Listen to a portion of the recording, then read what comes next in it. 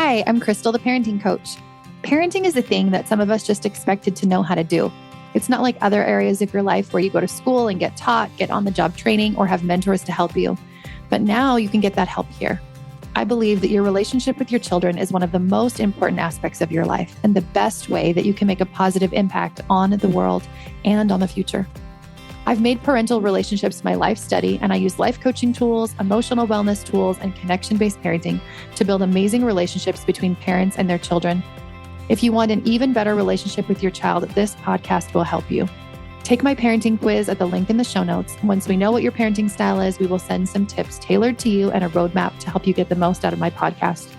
I invite you to help me spread the word by sharing your favorite episode on social media or with a friend.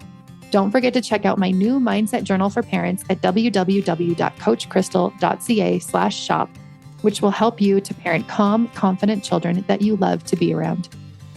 Money Manifestation and Belief with Jamie Berman.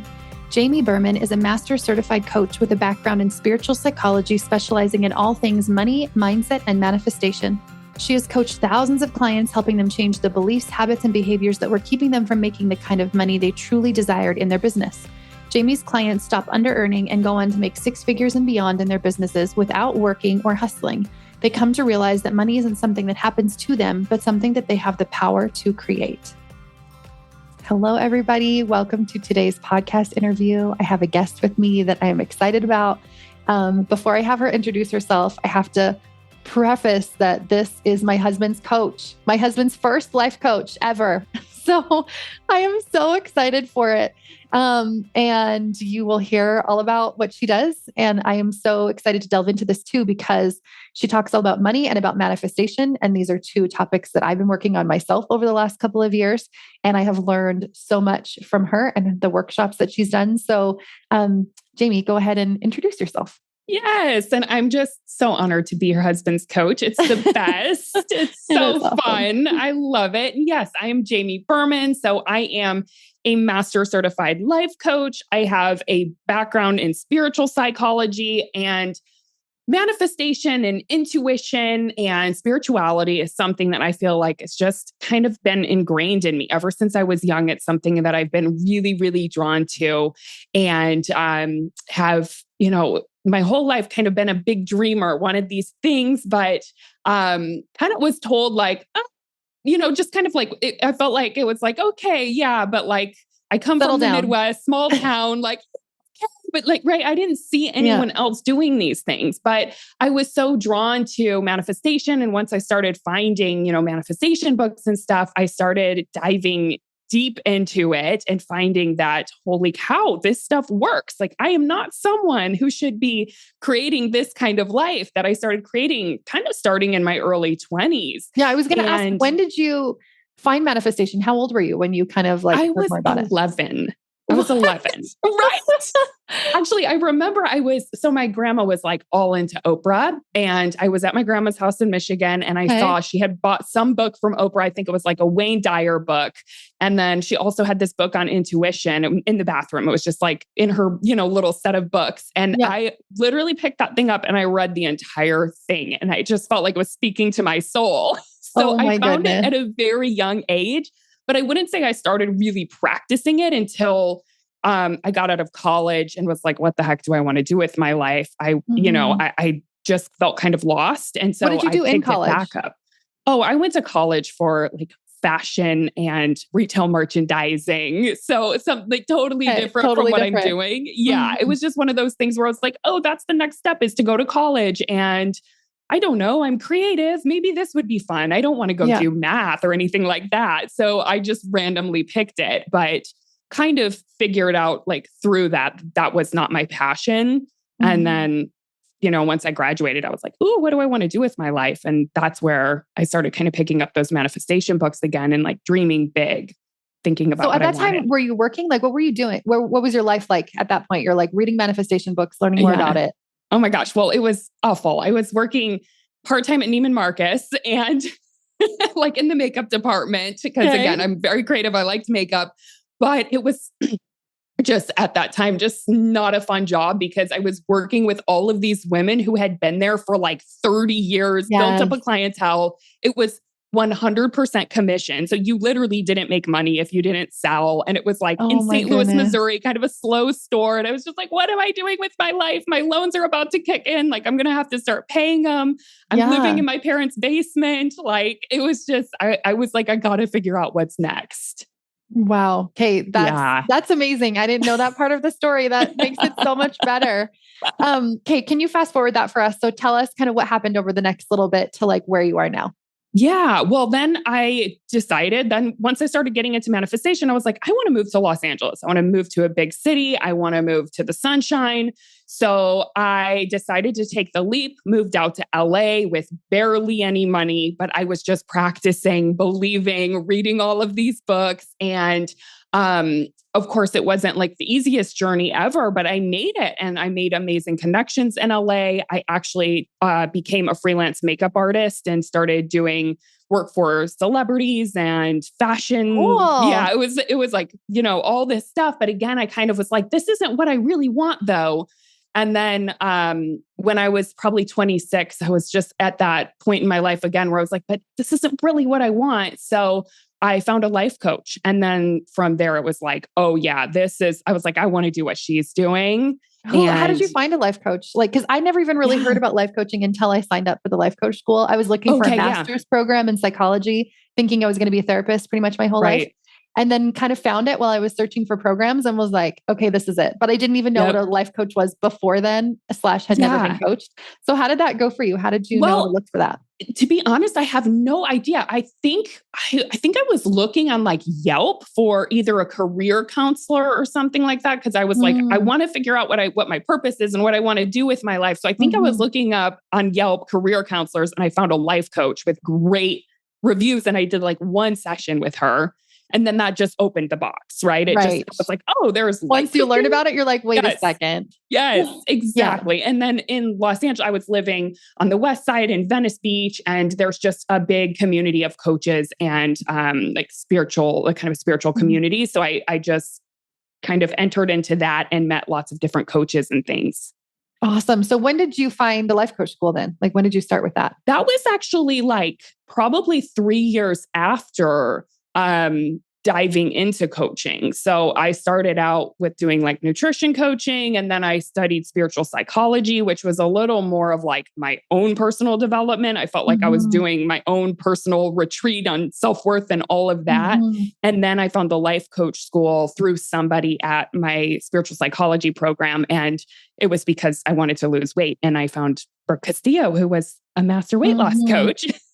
And but then that just totally spoke to me. And I was like, yes, I'm going to go here. I'm going to get certified here. And it was once I got certified at the life coach school that things really took off for me. Right. So what year was that? When did you do that? Was 2019. Okay. Is that when you started or you're certified?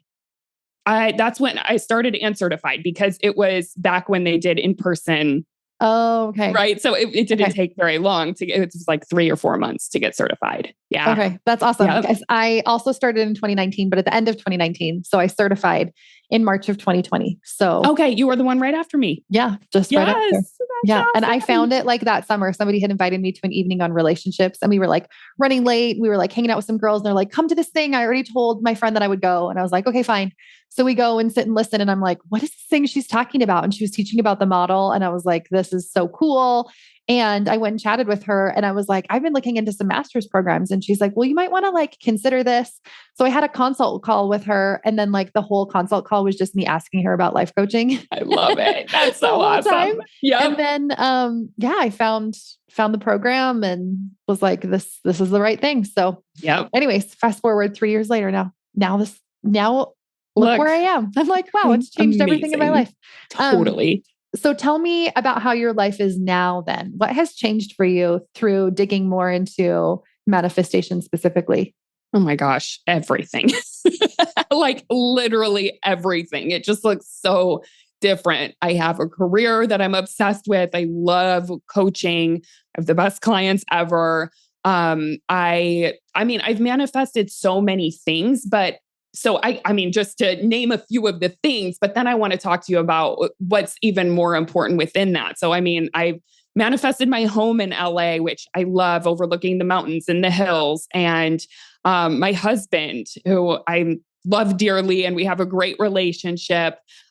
Recently, I just manifested my second home in Maui, right on the ocean, where we spend like half of our time there, half of our time in LA. So, I mean, there's a lot of things, a lot of physical things that I have come into my life through manifestation. But really when it comes to manifestation, it's about who you're becoming in the process of creating those things. So it's like, those are the external things, but internally I feel so different in all the work that I've had to do on myself in order to be able to manifest those things and to create this life that I have. My before was, I totally didn't believe in myself, had so much doubt, had a lot of mental health stuff, suffered with depression. Now, fast forward, I'm much more confident in myself. There's so much more self-love, so much more self-compassion. And I'm not going to say that I never have negative thoughts. I never deal with depression, but it's like, I know how to work with myself. It's almost like I know what my patterning is, and I know how to hold myself in that. So it just makes life so much better. I love what you said about manifestation being like, that you see the external stuff, but the external stuff actually isn't even the things that matter. I mean, it's awesome and fun. Totally. But it's like all of the internal changes that happen. It's almost like the external energy, like it comes, but it comes from who you change into. And that's what I love about manifestation, is that it's not so much about those specifics. I mean, you can dig into that as you're doing it, but there's so much work internally that you do through this process. Yes. And I used to think, like, when I was trying to envision, like, well, what does that person do? What does my future self do? I would think so much more about like how I would dress or what I would like do for the day. Like it was so much more like physical versus like, who am I being? Like, how does my being change in the future from now? Yes. And I think for me, that has been all the things that change. I feel like every year that changes again. 100%. So tell us a little bit about how would you describe what manifestation is for somebody that's never heard it before, and how can they get started on this journey? So I know that word manifestation for some people it's a little, maybe they say too woo-woo, or it doesn't make a lot of sense. So I always say, like, you can replace that word with the process of creation. Manifesting is just creating, right? And the way that we create, especially a reality that we've never experienced before, when we're stepping into the next evolution of ourselves or manifesting something we've never had before, there's no path. So it really starts with our belief, right? What we are thinking. Do we believe that it's possible? So manifesting is really about aligning our beliefs, our feelings, our actions with the version of us who has that thing. Right? So it's becoming the version of us who has it. So that means that we have to look at, well, how am I thinking now? What am I believing now that's in contrast or in conflict with the version of me who would have this thing or create this thing? And we just have to be willing to question any of the beliefs, any of the thoughts, any of the patterns that aren't aligned with that. Okay. So we kind of look at this future result that we want, whatever it is that we want to create. And then we look at what are the feelings, what are the beliefs there? And then how am I not aligned right now in that? What are my current beliefs? What are my current feelings? How am I currently showing up? Yes. And I think step one is, first of all, defining what you want, because I think a lot of people don't even let themselves go there because our brains, I mean, it's the way that our brain works is conditioned to just look at the past and say, well, this is what I've created before, or maybe just a little bit beyond what I've created before. So that's what's possible for me. But that's not true. So step one is like, what if we just like let go of all of what you think is possible? And what if there's infinite possibilities? What would you want if anything were possible? And first get clear on that. And then think about, well, who would I have to become? If I were to create that thing, how would I have to think, right? What feelings would I have to embody? How would I have to show up on a daily basis? And then it's not like you step into that version of yourself now, but you're inch your way there. Right. It's like, ooh, like what's one step that I could take in that direction? how can I start thinking in a way that's more similar to that, but still believable now? Okay, I love that. But it also brings up this idea of like a desire, which I think ties into money. So we'll talk about that too. But I think that a lot of times as women, we don't allow ourselves to really tap into what our desires are. I think often we're like thinking outside of ourselves, like, what do my kids need? What does my husband need? What does my partner need? What do I need to do for work? And like all of these kind of external things. And so oftentimes when I ask people what they want, they don't know. Like, and Yeah. I'm like, well, if anything was possible, what would you want? And they're like, well, I don't like, I've never usually not allowed themselves to think about the possibility of like anything being possible and Yes. opening up to their own desires. And then it's usually followed with like, oh, well, that's selfish, or I shouldn't be thinking about money, or I shouldn't, whatever. But money, again, is just that external result that happens to come as we change our being. Like, it's not Yes. about the money. It's not like this Yes. selfish, like, I want the money for me. Yes. Yes. Yeah. And that's where I think coaching is so helpful. And I wouldn't be where I am today without having a coach to kind of help challenge some of those thoughts that are blocking me from even maybe getting into desire, right? So if you're struggling to even like think about what do I desire, it can be really, really helpful to have a coach who's like, okay, well, what's in the way of it? Do you feel guilty of having desires? Do you feel like you have to put everyone else first? See what the belief system is that's in the way so that you can start by even challenging that and looking at that in a new light. I'd love to talk more about money and Yeah. especially beliefs that women have around money and just patterns that you've noticed coaching so many people that have come in through your program and through your coaching. What beliefs do you see regularly that women often come into your program with that kind of block them from creating more, specifically with money? Yeah. I think a lot of women don't see themselves as the creators of money. Like they don't put themselves in that identity of I am the powerful creator of money. And that's for many reasons. It's cultural reasons, there's so many reasons why so many women have that belief that they're not in control of the money that they create. And that's something that I think is a real opportunity to challenge, because when you don't feel in control, then you're just a victim, right? Then you just have to accept what is. But it's not true, right? It's like we're always in control, and we do have control, even if, here's the thing that I always love to even talk to, people who maybe they're taking a step back in their career. They're like, I want to, take care of the kids full time, or I'm taking a step back and someone else is supporting me. Maybe the partner's supporting them. And then they have this belief that, well, I'm not in control of the money that I make. I'm not a powerful, right? Like that's not in my control. And I always want to help challenge that and help them see that, no, actually you are creating money. It just comes through different channels.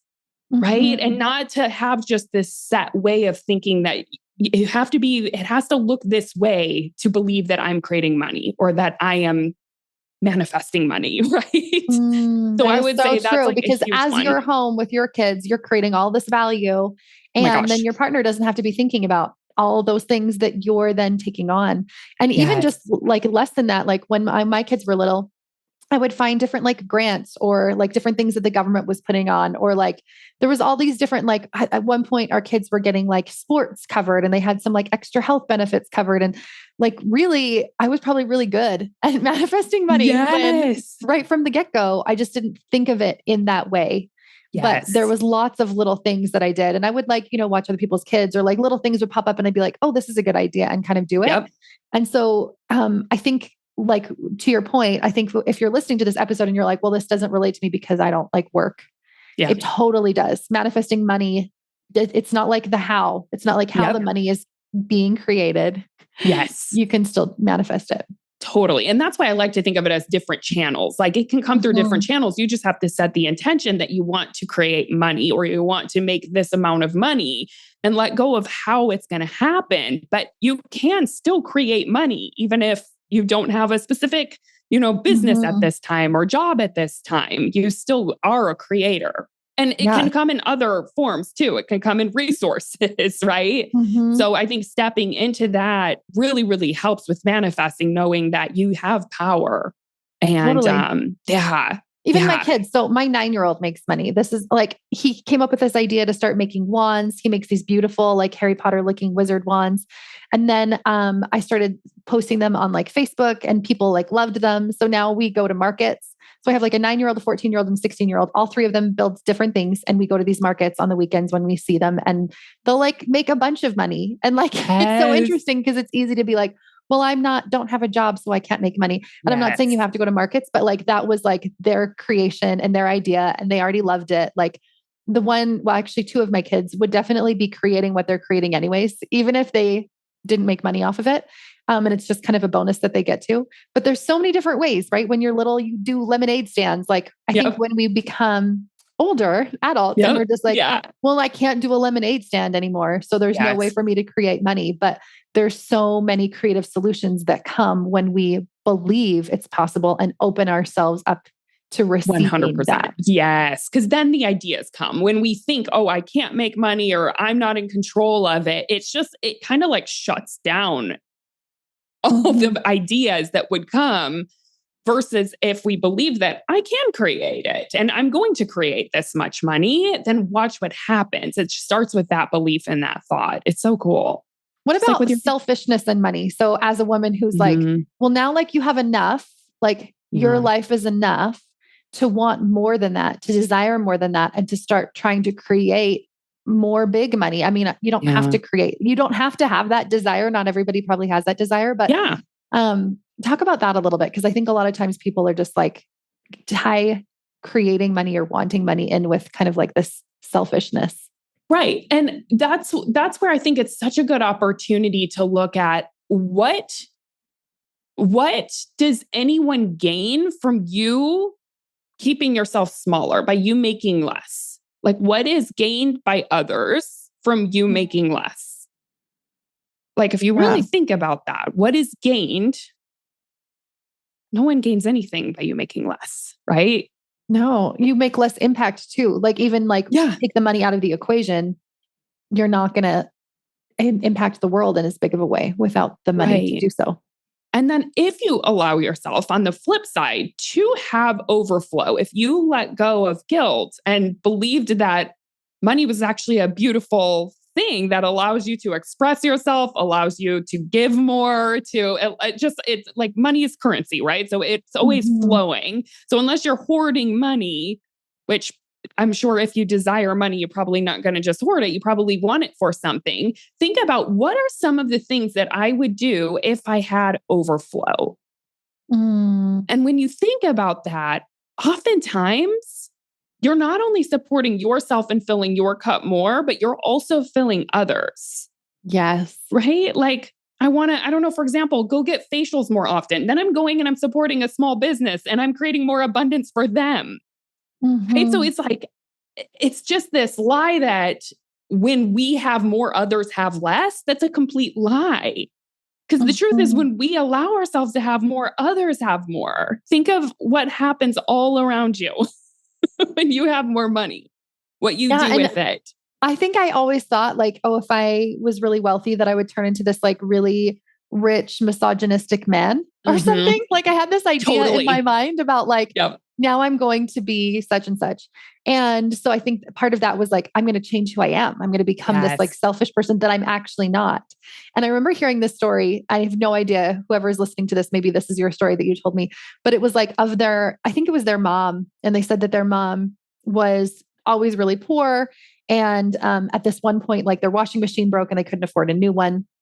And somebody else that went to church with them was like, hey, come, like, let me help you out. Took them to the store and was like, you can pick out anything you want. And she was like, what? She was like, no. And she like felt so bad about it. But this lady was like, no, really, like, let me help you. Like, I can do this. This is no skin off my back at all. Like, pick out anything. And she's like, it was in that moment that I realized, like, not that she was trying to keep herself poor, but she definitely felt like there was some righteousness or goodness about being poor, like almost that stalwartness of it.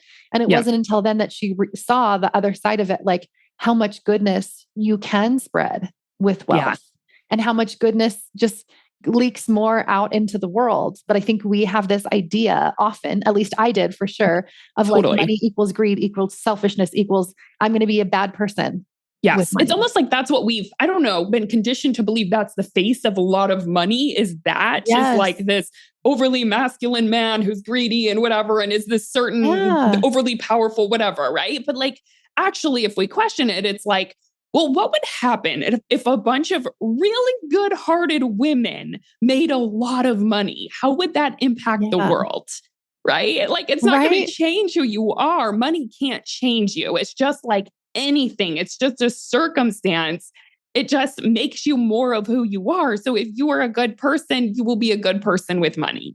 And I remember thinking that too. And I don't know if I heard it from your workshop or not, but I was just thinking, like, imagine like if the top 10 most wealthy people in the world were all women who were just like compassionate and loving and amazing and like wanted to share light and goodness. Yes. I'm like, I feel like we would solve pretty much all the world's problems. Right. So I'm like, how could that possibly be a bad thing? Like there cannot be anything bad about that. And when I think about my own personal gurus and mentors and people I look up to and people I read books from, they're all able to do that because of the money that they have. They're all able to make that impact that they want to. And so for me, it's a continuous, like I have to keep working on my thoughts around money because there's a lot of them and totally more will pop in. Yep. One that I've noticed too, that I know my husband has been coached by you before. So I want to hear your reframing of this too, is on debt, on how we view debt. Yes. I have a very different perspective around debt, I think, than my husband has. And I've just been like, oh, it's okay. Like you have debt and you just pay it off and it's fine. And he definitely did not feel that way. We had very differing money beliefs when we got married. Yes. And I think that money can definitely be friction in a relationship. So how do you work through that? Either having differing beliefs around money within relationships, but then also your thoughts on debt too. Yeah. So in terms of differing beliefs around money, I think it's just something where it's going to happen, of course, right? But I think the more that we work on ourselves, the more we start seeing the outer reflection of that. Not saying that that person is necessarily going to change, but I think the best work that we can always do is come back to ourselves. And if that other person is disagreeing or getting triggered, kind of let them have their experience, let them have their thoughts, but come back to ourselves and look at how am I relating to this? And how am I maybe showing up in scarcity to their beliefs or feeling like I have to push my beliefs onto them? Because that's going to get you out of balance, right? So that's where the friction comes in, right? Yes, it's like, that's but I have where to it comes change your in. mind. We need to be on the same page. I always tell people in parenting when they're like, how do we get on the same page? I'm like, you allow yourself not to be. Yes. Like, it's okay. There's so many things that unify you anyways. You can focus on those and you can just allow yourself not to agree on everything. Yes. And I think it's also letting go of the belief that that it's almost like that person has to be on board or that person has to believe in manifestation or believe in the power of create, whatever it is, right? In order for you to do it. No, it only takes one person. That's the fun thing. Like I've seen it in my life because my husband didn't believe in it before and I just stayed in my lane. I'm like, oh, you don't have to. And then of course he comes on board. He's like, because you bought a house in Maui. He's like, wait a second. Now I believe you, Jamie. Exactly. It's like, what about this stuff? Right. So I think the more that we can stay in our own lane and not make it a problem that they don't have the same beliefs and not believe that it's impacting us in a negative way. It's like, it goes back to you are the creator, right? You alone are the creator and you have the opportunity to create whatever reality you want. And it doesn't matter what the people surrounding you believe. Are fine. They can keep theirs. Totally. So that, And then in terms of debt, I just think in terms of debt, it's one of those things, again, we've been taught, I mean, in our culture that like debt is bad. It's something to get to pay off really, really fast. And we have all of this, like, we go into debt for good reasons usually. Usually it's for our values or it saves us in some amazing way. Debt is an amazing thing. But then it's like once we have debt, we're like, oh no, it's this horrible thing I have to get rid of fast. And when we're holding it in that way, we're resisting it. It's just like if we're resisting money, because debt is ultimately money. So if you're hating debt, it's just the same as if you're hating money. Yeah, that is so fascinating that your like unacceptance of it is actually going to prevent you from changing your relationship with it. Yes. Yes. Because I've helped so many people get out of debt, but it hasn't been through having a negative relationship with it. It's only once they've like started accepting it and seeing it as an amazing thing that has been a great opportunity in their life. And it's not always holding it in exactly that way, but it's more of coming into acceptance and letting go of any shame around it, because most of the world has debt. Way more of the world has debt than doesn't. It's actually normal. And it's an amazing opportunity for us in many ways. And if we can start looking at it in that way and appreciating it from that place, it's just a lot easier to decide what you want to do with it. Yeah, I think it's like unshaming it. Yeah. Right. Anytime we like don't talk about it and like feel bad about it and just like keep it secret versus like, wait, if there's no shame in having debt, if literally every person has debt and like it doesn't have anything to do with me, it's not a problem, then we change it. And I've had this experience happen. I don't coach a ton on money, but I had a friend and we were out at a girls' weekend and she was asking me specifically about debt. And she just like had all these negative thoughts about her debt.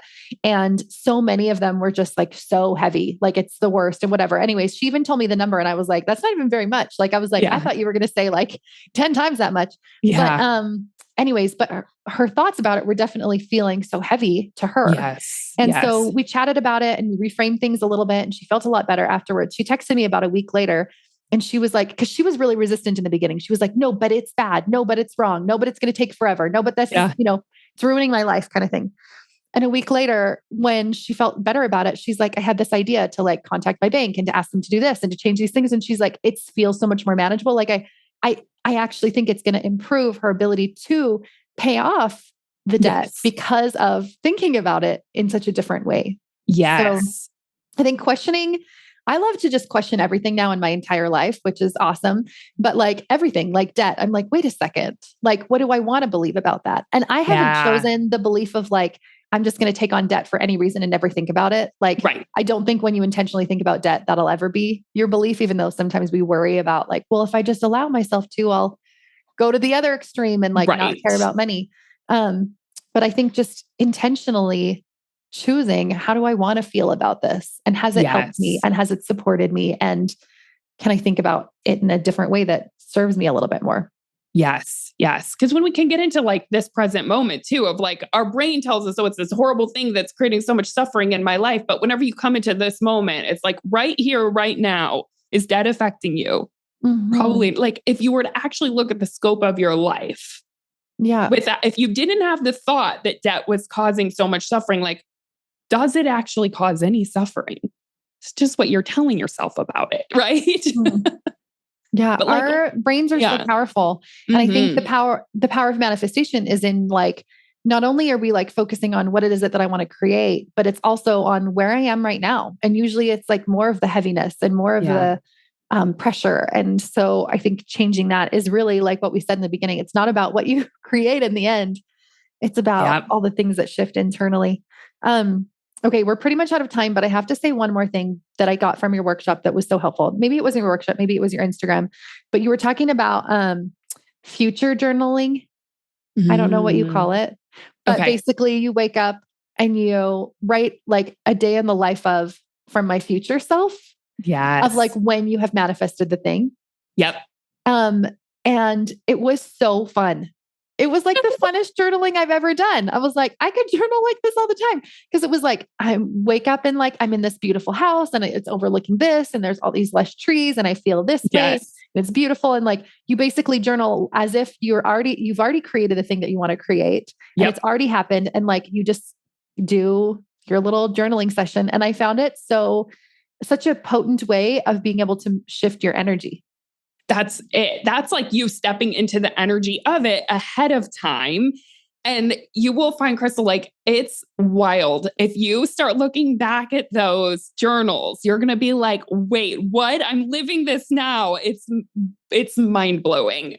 So yeah, it's just the simplest manifestation exercise where you basically just jump into the future that you most want. And pretend it's a day in the life of. Pretend you're journaling from that place. Just describe your life. Describe what it's like. How are you waking up? What do you eat? What do you see around you? What are you experiencing? What are you feeling? Like do it as if from like I am right now, from the present moment, but in the future.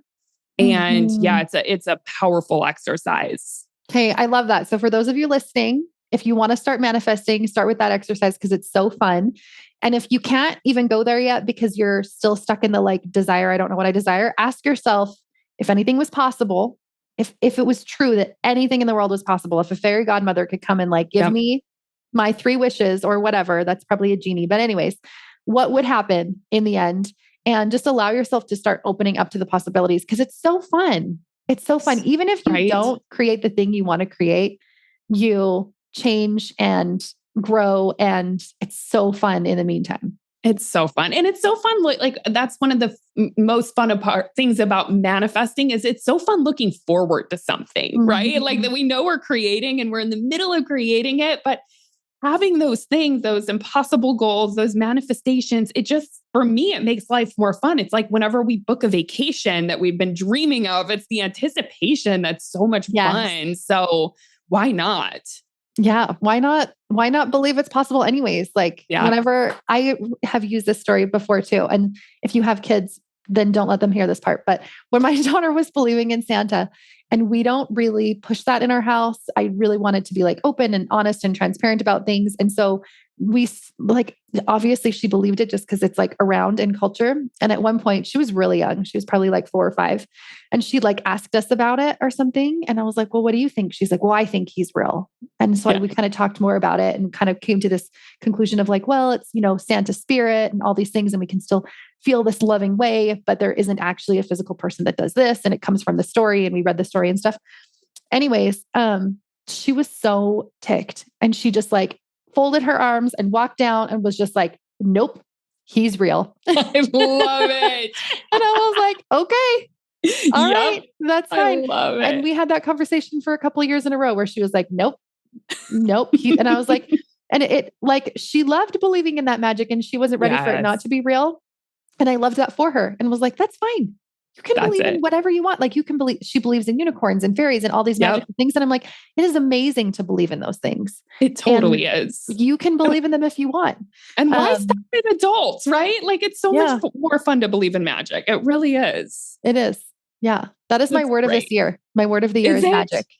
Oh my gosh. It's going to be a good year. It's going to be a good year. My words always come to me at the end of the year before. Yeah. And when that word came, I really pushed back against it because I'm like, what?